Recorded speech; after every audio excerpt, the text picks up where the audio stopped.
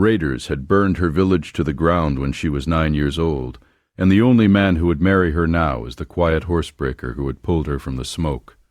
That was 10 years ago. Now she was back, a grown woman riding a paint mare through the gate of his New Mexico ranch, and the men who had started the fire were 2 days behind her. This is the story of Caleb Reyes and the girl he couldn't stop thinking about, the one he'd sent north to safety at first light and never expected to see again.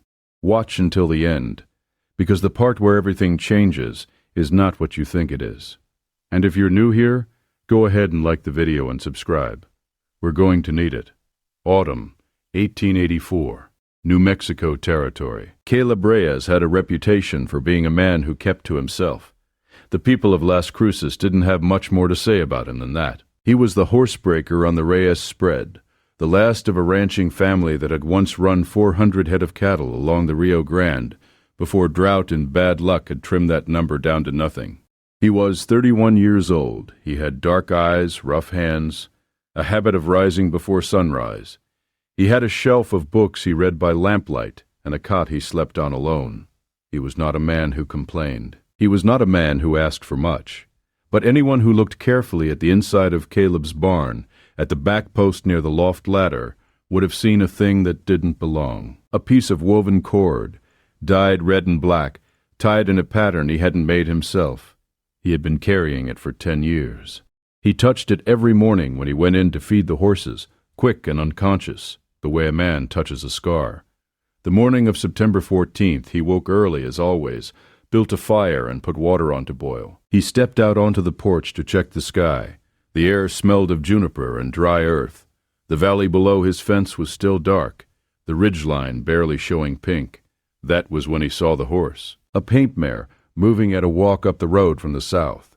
The rider sat straight, not the slumped exhaustion of someone who'd been on the trail too long, but straight, like someone who was choosing to be seen.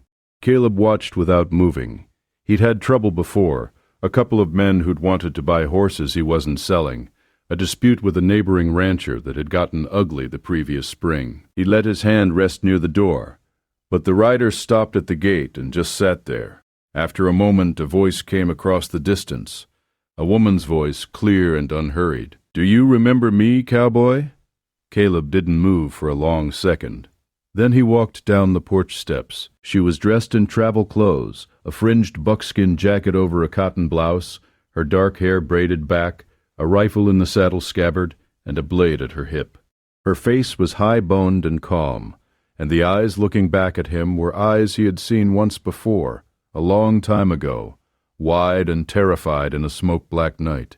She looked nothing like the child he remembered. She looked like someone who had decided something and ridden a long way to say it. "Nayeli," he said. She nodded once. Then she said, "I came back for a reason." He opened the gate. Now, to understand what was standing between them at that gate, you have to go back to a night in September 1874 that Caleb Reyes had never been able to leave completely behind. He was 21 years old that night, and he was not looking for trouble. He'd been riding the canyon road north of his father's ranch, checking the stock tanks after a dry week when he saw the orange light in the distance. Orange light after dark in open country means fire, and fire usually means something went wrong.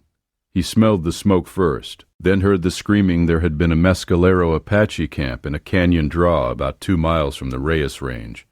He knew about it.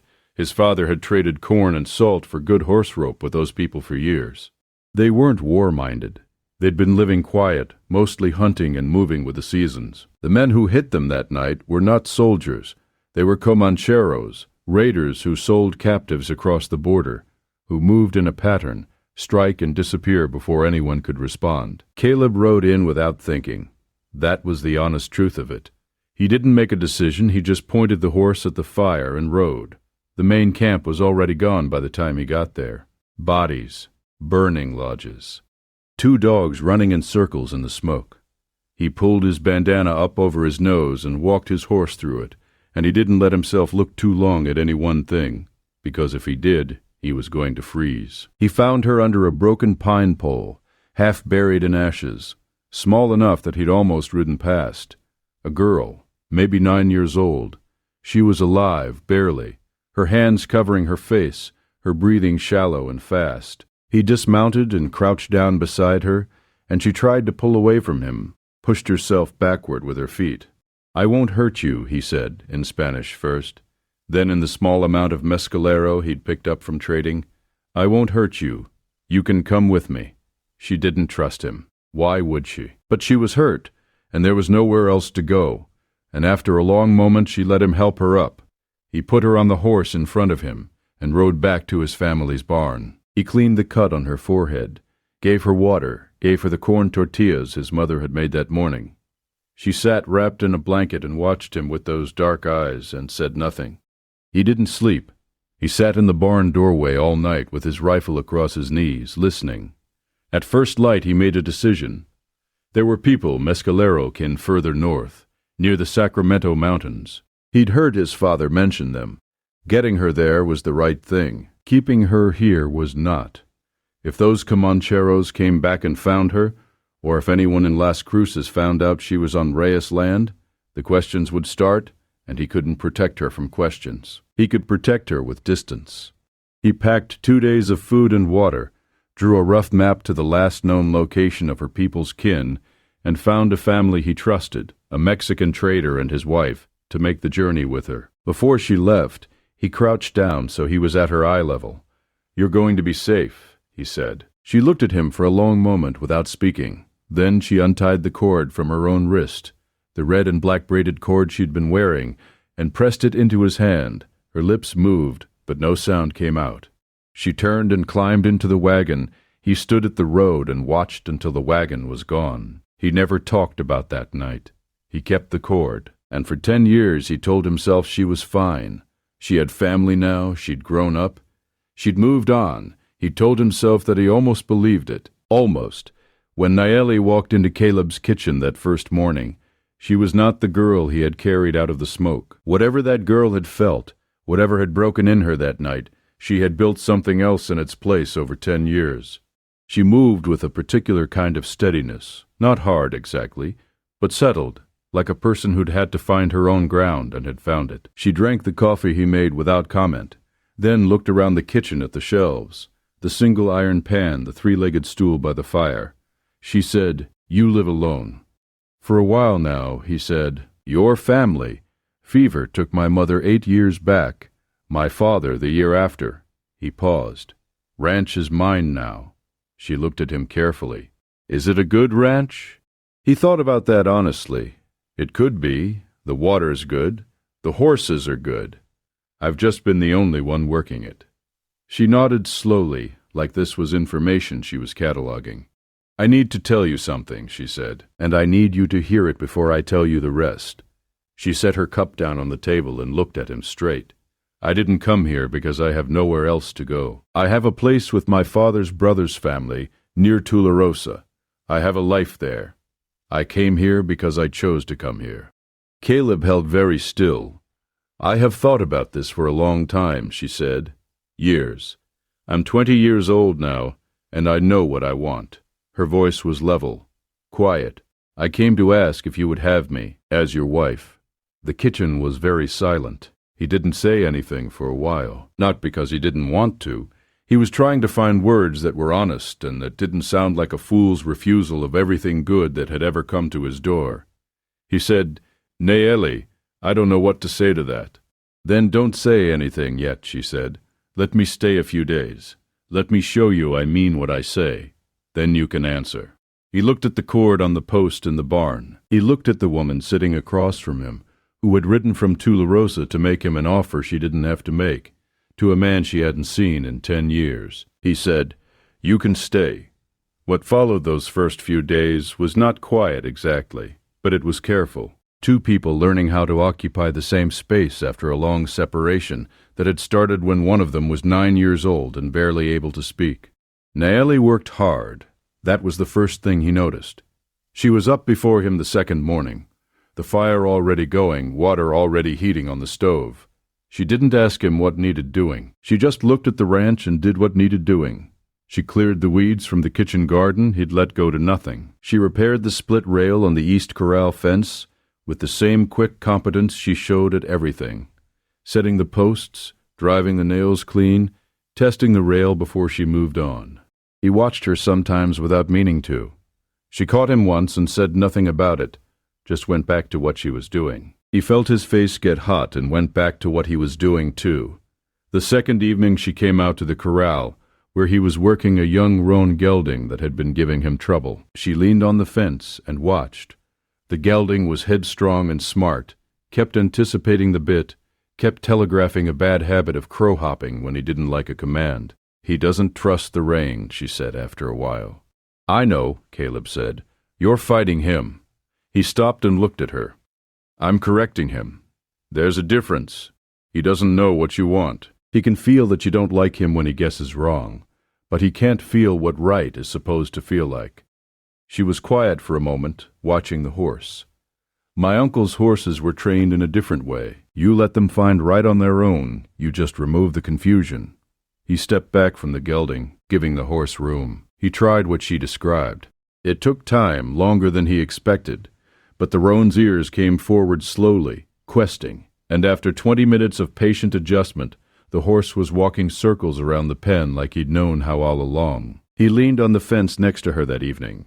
The sky had gone orange over the Rio Grande Valley, deep and warm. "That was your uncle's way," he said. "It was my grandfather's way before that." She smiled a little, a real smile, the first one he'd seen from her. He said horses and men are the same. They both want to know what right feels like. They both work harder when they've chosen it themselves. He turned that over in his mind for the rest of the night. There were moments that first week when he could see the scar in her, the place that hadn't fully healed. Late at night sometimes she didn't sleep. He heard her in the kitchen, moving quietly, not restless exactly, just awake, and somewhere far from the house in her thoughts. One night he got up and sat at the table with her. He didn't ask. He just sat there and poured 2 cups of coffee and pushed one toward her. She wrapped her hands around the cup. After a while she said, "I remember the sound most. The drums, the singing, and then the guns, in that order. The singing stopped first. He didn't say anything. There wasn't anything to say. I was the only child who survived," she said. "Of the children who were in camp that night, the others who were taken, I don't know what happened to them." A pause. "I used to be angry at you." That surprised him. He said, "At me? Because you saved me and not them." She looked at him evenly. "It took me years to understand that you couldn't have done both. You were one man. You rode in alone." She looked at the lamp flame. Most men wouldn't have ridden in at all. He thought about that morning 10 years ago, the smoke, the ashes, the sound of his horse's hooves in the dark. He'd never thought of himself as brave. He'd thought of himself as someone who hadn't thought fast enough to be afraid. "I should have done more," he said. "Yes," she said, without meanness. "But you did what you could, and you did it when it was easier not to." She looked at him. "That matters to me." The third morning she brought something out of her saddlebag and set it on the kitchen table, a pair of moccasins, mescalero made, careful work, beaded in a pattern he didn't recognize, but that felt intentional in the way all handmade things feel intentional. She said they were for him. She'd made them over the past year, in the evenings. She'd guessed at the size. He picked them up and held them. The beadwork was lightning shapes and water shapes, alternating the way the old designs carried meaning without spelling it out. "These took a long time," he said. "I had a long time," she said, "and I knew I was coming." He looked up at her. "You knew. I always knew." She sat down across from him. "I thought about it for years, whether to come, whether you'd remember, whether you'd still be here." A pause. "I decided the worst thing that could happen was that you'd say no. And that would still leave me having asked." He set the moccasins down. "Nayeli, don't answer yet," she said, same as the first morning. He looked at her, at the steadiness in her face, and felt something inside him that had been clenched for a very long time, loosen by 1 degree. He didn't answer, but he didn't need to. On the third morning she asked him about the books. She'd noticed the shelf the first day, but hadn't said anything about it. The third morning she came in from the garden with her hands still dirty, and stood in front of the shelf and read the spines. There were 16 books, a battered Spanish Bible that had been his mother's, 2 almanacs, a volume of California trail guides his father had never used, and then, lower on the shelf, a collection of things that didn't fit the image most people had of Caleb Reyes. Emerson, a book of Greek myths in English translation, a hand-covered journal he'd filled and another he was 3/4 through. She pulled the Emerson off the shelf and held it. "Did you study?" she said. "My mother taught me," he said. She believed in reading. She said it was the one thing they couldn't take from you. He paused. She meant it generally. She'd lost things before. Nayeli turned the book over in her hands. She was right. She set it back carefully. "I learned to read from the trading family, the wife. She had a primer and a Bible, and she believed the same thing your mother did." A pause. "I read everything I could find after that. There wasn't always much." "What did you like?" She thought about it honestly. History. Real history, not the kind that's been smoothed down to a story someone wanted to tell. And anything that tried to explain how the world works. What things are made of. She looked at the shelf again. "I like knowing what is actually true." He handed her the Greek myths book. She looked at the cover. "These aren't true," she said. "No," he agreed. "But they explain things. In a roundabout way." She took the book with her to the porch that afternoon. He heard her turning pages. When he came in for supper, she had it open on the table beside her plate, and she asked him 2 questions about things she'd read that she didn't fully understand, and he answered as well as he could. And then she asked him something else, and for an hour they sat at that table talking about a book of Greek stories, while the fire in the stove burned down to coals. He couldn't remember the last time he'd talked about a book with anyone. His father hadn't been a reader. The men he did business with in Las Cruces had no interest. He found himself talking easily. That surprised him. He was not usually a man who talked easily. She noticed. She didn't say anything about it. But she noticed he could tell. There was something in her eyes when she was amused that she kept to herself most of the time. A slight deepening, like a light from somewhere further in. The 4th morning she rose before him again, and this time she'd gone out to check the horses. When he came to the barn, she had already fed them and was standing at the back fence, looking south at the Rio Grande Valley. He stood beside her with his coffee. They didn't say anything for a while, just watched the morning come in over the valley, the light moving across the ridgeline. After a while, she said, "What do you want this ranch to be?" He looked at her sideways. "What do you mean?" "I mean in 10 years. What does it look like?" She turned to face him. "You said the water's good and the horses are good, and it could be a good ranch. So what would a good ranch be to you?" Concretely. No one had ever asked him that. He thought about it honestly. 40 horses at a time, he said. Good bloodlines, broken right, sold to people who work them well. A kitchen garden that supplies the house, and maybe something extra for trade. 2 hired men, so it's not just me. He paused. Maybe a second corral on the north side where the grass holds longer. She nodded slowly. The water from the eastern spring would reach a north corral. You'd need to trench it, but it's not deep. He looked at her. How do you know about the eastern spring? I walked the whole property on the 2nd morning, she said. Before you were up. She said it simply, without any particular emphasis. As if walking the property before dawn to understand its water was a natural thing to do when you were deciding whether to make it your home. He stared at her for a moment.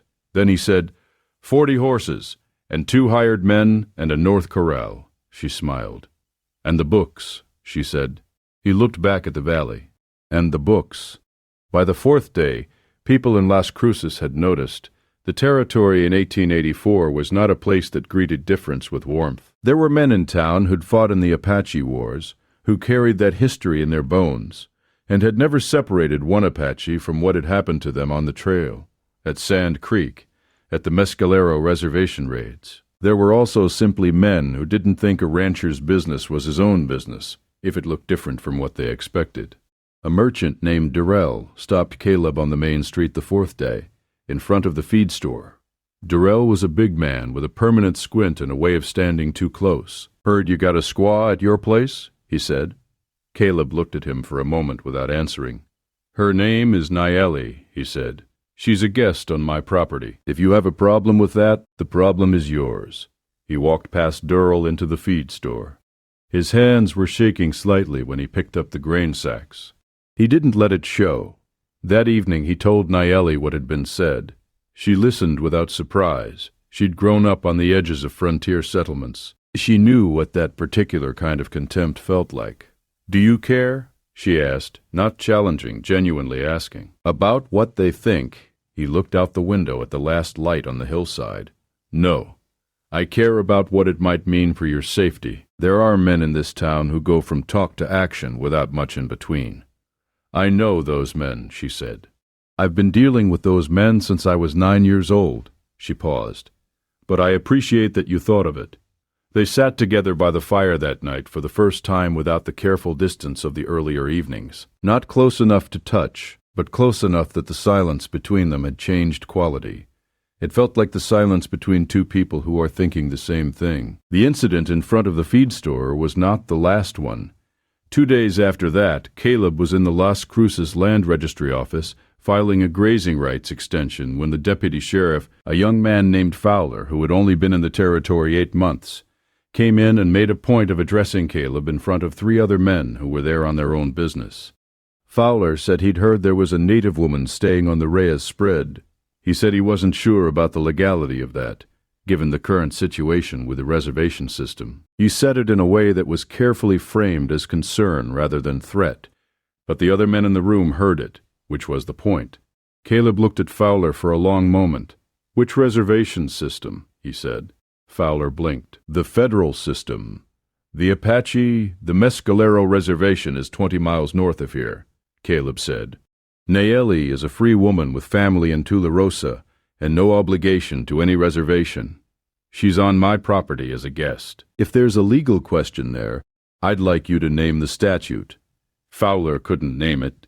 He didn't know enough law yet to know exactly where to push. He made a vague remark about keeping the peace and left the room. The 3 men who'd witnessed the exchange said nothing.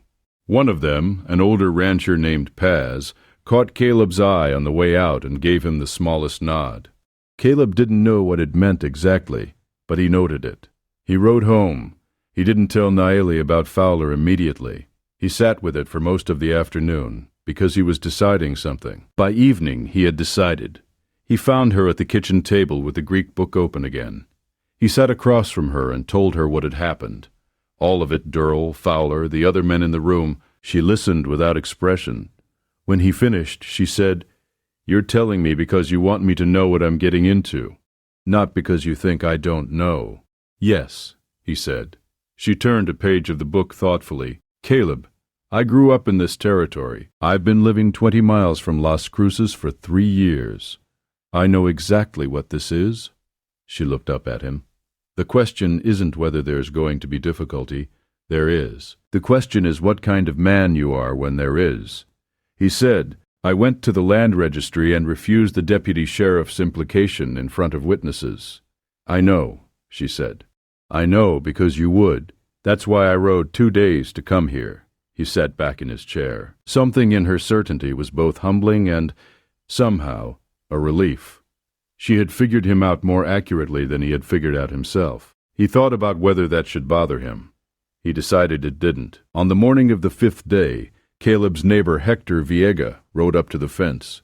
Hector ran a small sheep operation 2 miles to the east. He was a compact, weathered man in his 60s. Mexican-born, had been in the territory since before the war. He and Caleb's father had been friends. He was also one of the few people Caleb genuinely trusted. Hector looked at the ranch, at Nayeli working in the garden, then back at Caleb. "She rode from Tularosa?" he said. "Yes." Hector was quiet for a moment.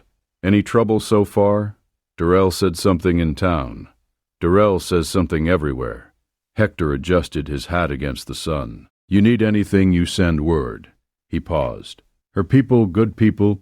Her uncle's family is near Tularosa," Caleb said. "Good people. She came on her own." Hector nodded once, like this told him what he needed to know. He rode back toward his sheep. Caleb watched him go and felt something in his chest settle. One neighbor, that was all it took sometimes. It was on the 6th day that everything broke open. Caleb was pulling a shoe on a gray mare in the barn When Nayeli came through the door fast, no hurry in her walk, but something changed in her eyes. She said, "2 riders on the south road. They're not from this valley." He set down the hoof and stood. He crossed to the barn door and looked south. 2 men moving at a deliberate pace, studying the ranch as they rode. He didn't know the faces, but he knew the way they sat in the saddle, the way their eyes moved, the deliberate scan of everything before them. Men who were looking for something. "Do you recognize them?" he said. Nayeli was very still beside him. Her jaw was set. "The one in the gray coat," she said. "He rode with the men who burned the camp." Caleb stood very still. "You're sure?" "I have had 10 years to be sure," she said. He wasn't the leader, but he was there. I watched him through the smoke. Her voice was flat and controlled. "His name is Gart. He is the one who sold the captives they took that night." Caleb felt something cold move through his chest. Not fear exactly, more like the sudden clarity that arrives when the thing you'd been half expecting finally shows its face. "How did they find you?" he said. "Someone in Tularosa? Someone who talked to someone?" She paused. "There are people who watch for lone Apache women. Word travels. It's how they've always operated." A pause. "Gart has a principal, a man named Beaumont. He's the one who finances the operation. If Gart is here, Beaumont is not far." Caleb looked at the 2 riders again. They had slowed. They were reading the ranch carefully. The corral, the barn, the smoke from the kitchen. Deciding something. "They'll come back with more men," he said. "Yes," she said. "They always do." He was quiet for a moment. The 2 riders continued south at the same deliberate pace, not turning in, not stopping. A reconnaissance. They had seen enough. He turned to Nayeli. "I'm not letting them take you." She met his eyes. He meant it, and she could hear that. "I know," she said, "but this is not a situation one man can handle alone." She looked at him steadily. "I need to send word to my uncle's people, and you need to gather whoever in this valley you trust." "I have Hector," he said. "Then start with Hector." He saddled the gray before the sun moved another hand-width across the sky. He rode to Hector's place and told him everything. The raid 10 years ago, Nayeli, the cord bracelet, the riders on the south road. Hector listened without interrupting. When Caleb finished, Hector was quiet for a moment. Then he said, "I have 2 sons and a hired man, and I know 2 more in the valley who will come if I ask." That was 4 men, maybe 6 with Caleb. Nayeli, meanwhile, had written a note in Apache and given it to the boy who sometimes ran errands from the Viega ranch. Told him to ride to Tularosa and ask for her uncle Mato. She didn't explain further. She trusted the boy was fast. There was a moment about an hour after the riders left when Caleb wanted to tell her to ride for Tularosa, to take the paint mare and go north and let him deal with whatever was coming. He thought the words. He almost said them. He looked at her, at the way she was standing in the barn doorway, scanning the south road with her rifle held down at her side, already calculating something, already building the map of what needed to happen. He did not say it. He understood, in the same instant he thought it, that saying it would be a kind of failure. She was not a woman who needed to be sent away from danger. She was a woman who had been riding toward danger since she was 9 years old, and making the best of it. He said instead, "What do you need to do?" She said, "Write the note to my uncle." "Then write it," he said. "I'll get Hector." For 2 days they waited. Caleb kept his rifle close. Nayeli moved through the ranch work without stopping, because stopping and waiting was its own kind of surrender. But he could see that she slept with one eye open and tracked every sound from the road. The first day of waiting was worse than the second.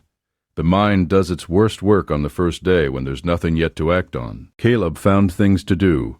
He checked the horses twice, serviced the rifles, carried extra ammunition to 3 positions around the barn. He tried to eat at noon and couldn't.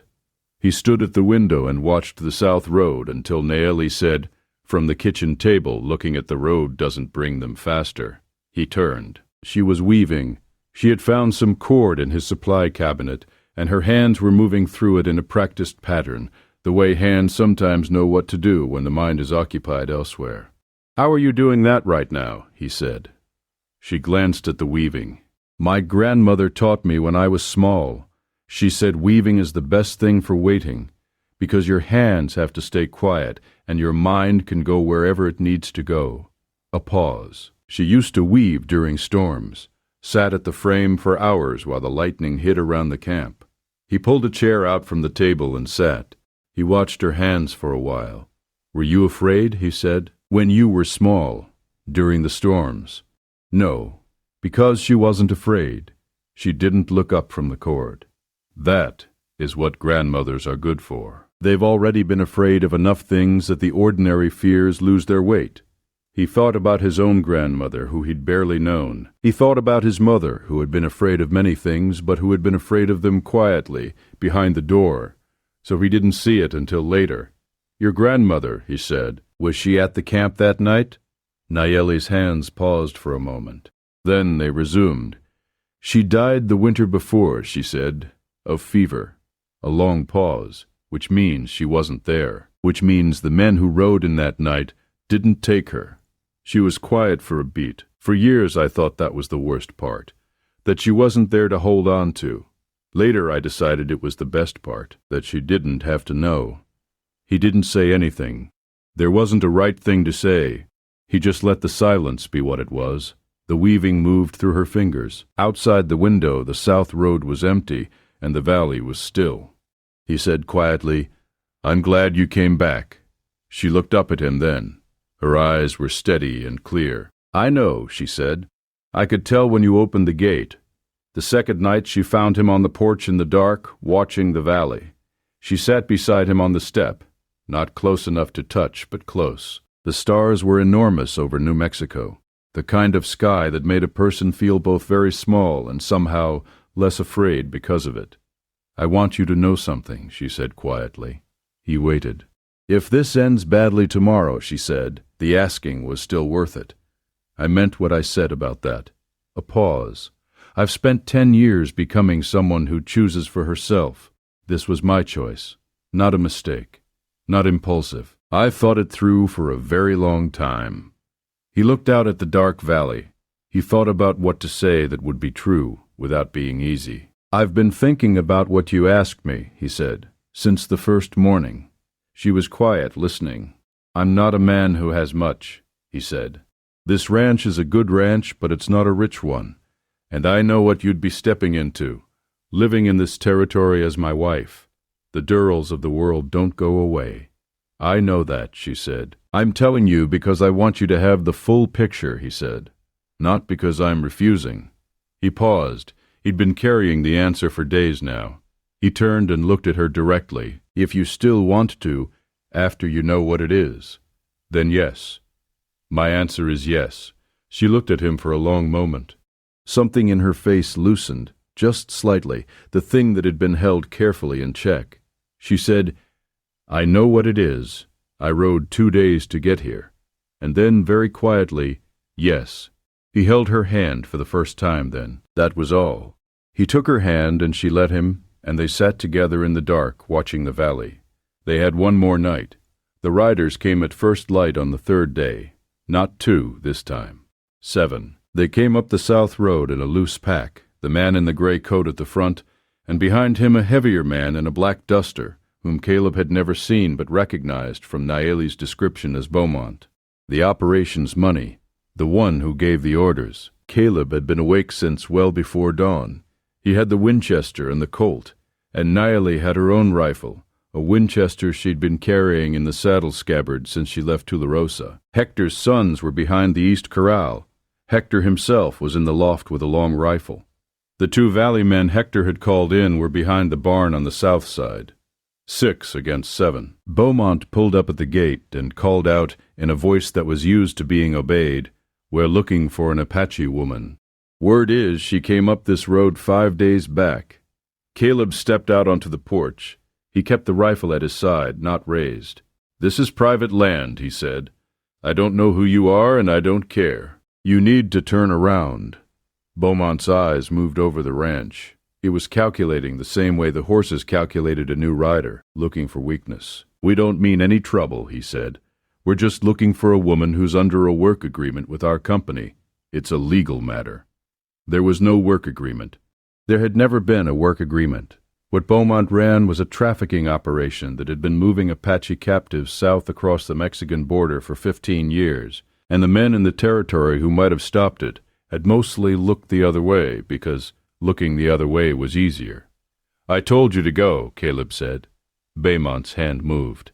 He wasn't going to go. None of them were. What happened next lasted maybe 4 minutes, though afterward Caleb could never put the sequence together properly. Gark went for his gun first, and Nayeli shot him from the kitchen window before he got it clear. That was the shot that started it. Beaumont wheeled and went for cover behind his horse. One of his men broke for the corral and ran into Hector's rifle. Another dropped his weapon at the sound of the loft shot and put his hands up. The remaining 4 exchanged fire with Caleb and the valley men for a long, ugly, close-range minute. When the smoke cleared, there were 3 of Beaumont's men down. 2 had run. Beaumont himself was on his knees in the yard with his hands up, blood on his shoulder from a shot he'd taken early, the fight gone out of him as fast as it had arrived. Hector's younger son had taken a cut from a bullet that grazed his arm. Nobody else was hurt. Nayeli came out of the kitchen doorway with her rifle still smoking.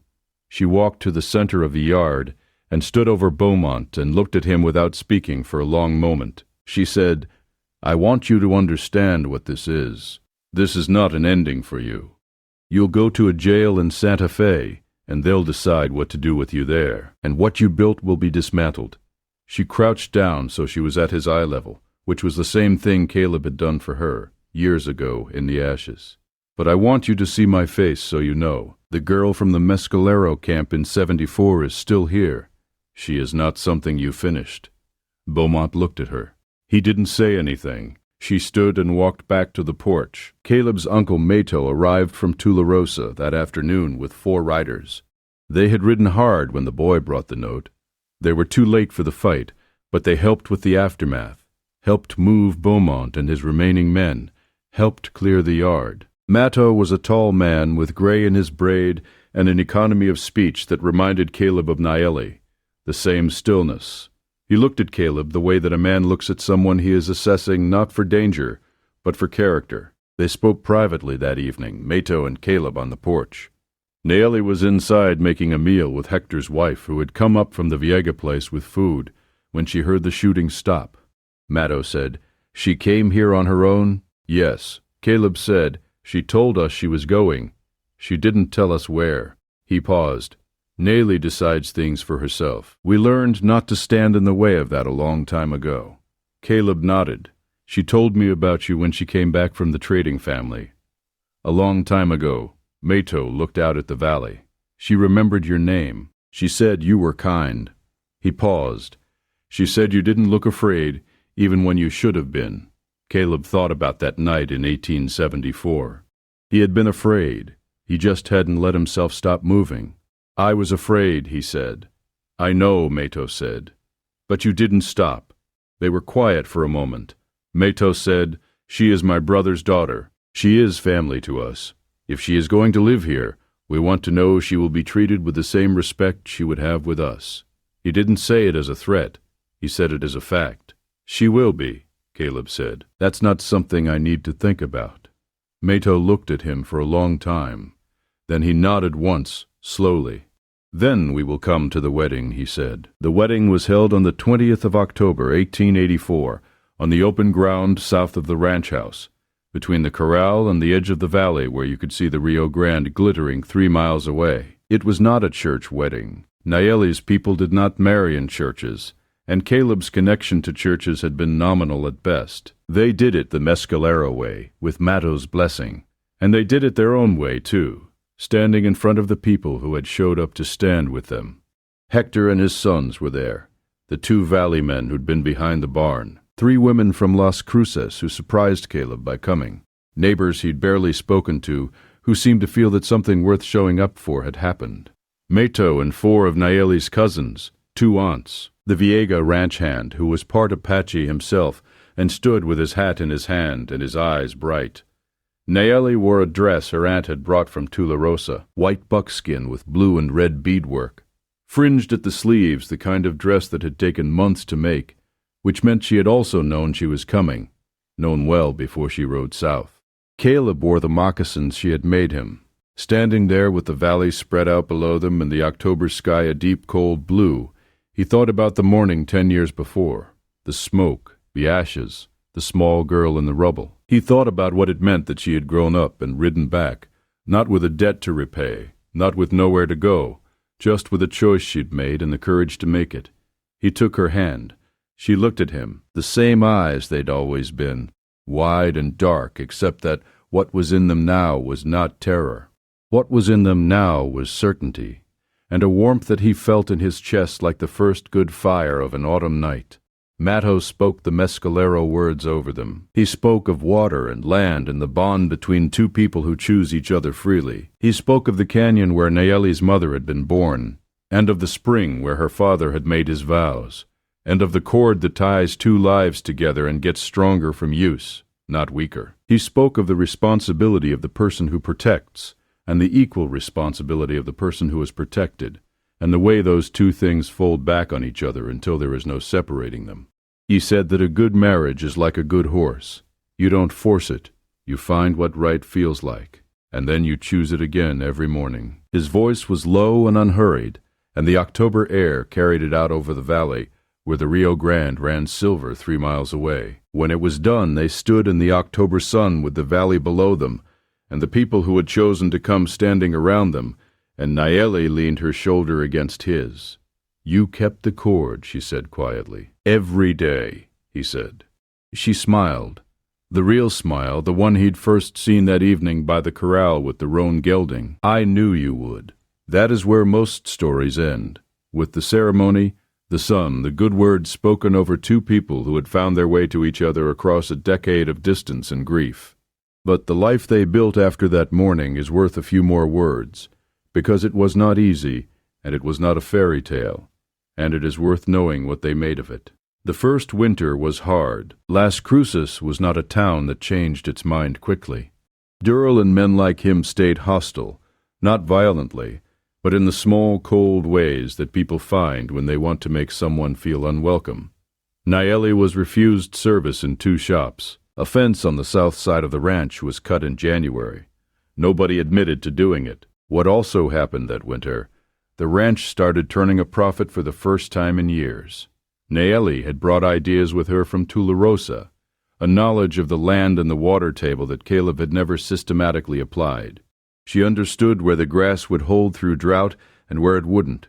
She understood which horse lines to breed and which to trade. Under her hand, the kitchen garden became productive enough to sell a portion to the Las Cruces General Store, and the proprietor, a practical woman named Ibarra, didn't care who grew the vegetables. By spring, 3 families in the valley had decided that the Reyes operation was worth doing business with, not because attitudes had changed, but because good horses and good produce are good horses and good produce, and practical people eventually follow what works. One of the valley families sent their oldest boy over for 3 weeks that spring to learn how Caleb worked the horses. He was 16 and awkward, and Nayeli taught him the quiet method with the Roan gelding's younger brother, a gray colt that had the same smart, stubborn streak. The boy went home with a colt he'd broken himself, and a piece of that knowledge, and he never forgot where he'd gotten it. By the following autumn, Matto's family came down from Tularosa and helped build a new room onto the east side of the ranch house. It was one of those working days that stay in the memory. Hector's sons were there too, Spanish and Mescalero Apache, and the English that Caleb moved between them like a bridge. The walls went up, and there was food at midday, and in the evening someone built a fire in the yard, and there was talk and the sound of children. Caleb stood at the edge of the firelight and watched and thought about the night 10 years before, the orange glow in the distance, the smell of smoke, the sound of his horse moving through the dark. He thought about the difference between that fire and this one. The gap between them was a decade and a choice.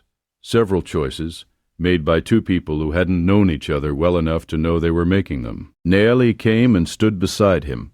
She'd been laughing at something her cousin said, and the laughter was still in her face. She looked at the yard, at the people there, at the new room rising against the evening sky.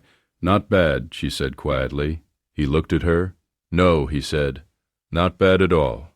She took his hand the way she had on the porch the night before the fight, simple and certain, the way she did everything. He held it. There is a kind of courage that shows itself in fire and gunfight, in the moment when everything is at stake and the choice is binary and the weight of it falls on you all at once. Caleb had shown that kind. Most people would recognize it. But there is another kind that is harder to name and harder to sustain, the kind that shows up in the morning, quiet for the ordinary work of a life, the kind that says yes to someone when yes is uncertain and the future is open and nothing is guaranteed. That kind is the rarer one. Naley had known that. She had chosen it anyway, with clear eyes and a long ride through open country. She had been 9 years old in the ashes of something terrible, and she had grown up and built something from herself that was worth choosing. And then she had chosen. Caleb had been 21 years old and just smart enough not to stop moving. He'd carried a cord on a post in his barn for 10 years and understood, when she rode back through his gate, that he had been waiting without knowing he was waiting. The red and black cord is still in the barn. It's not on the post anymore. It's in a small wooden box on the shelf in the bedroom next to the moccasins she made him, and a folded piece of paper with Mado's words written down in Naley's hand so they wouldn't be forgotten. Caleb touches the box sometimes in the morning when he passes the shelf, quick and unconscious, the way a man touches something he's grateful for. He doesn't stop. He just keeps moving. That's enough.